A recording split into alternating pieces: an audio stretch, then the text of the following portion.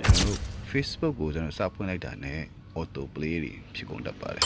ဒီ auto play တွေဖြစ်ခြင်းအဖြစ် data နဲ့ Wi-Fi နဲ့သုံးတဲ့လူတွေအတွက်ကတော့ဘာမှမဖြစ်ပေမဲ့ data နဲ့သုံးတဲ့လူတွေအတွက်ကြတော့ကျွန်တော်တို့ data ခဏလေးနဲ့ကုန်တော့မှာဖြစ်တယ်ကိုကြည့်ချင်တဲ့ဗီဒီယိုမကြည့်လိုက်ရပဲဖြစ်သွားမှာဖြစ်တယ်အဲ့လိုမျိုးမဖြစ်ရလေအောင်ကျွန်တော်တို့ auto ပွင့်တဲ့ဗီဒီယိုကိုဘယ်လိုပိတ်ရမလဲဆိုတဲ့ဟာလေးကိုကျွန်တော် sharing လုပ်ပေးချင်ပါတယ်ကျွန်တော်တို့ပထမဦးစွာကျွန်တော်တို့ Facebook ကိုတော့မှာဖြစ်တယ် Facebook ပွင့်သွားတဲ့အခါမှာတောင်းဆုံးနာလေးကအဆက်30ကိုနှိပ်ပြီးတော့ setting and privacy ပြီးရင်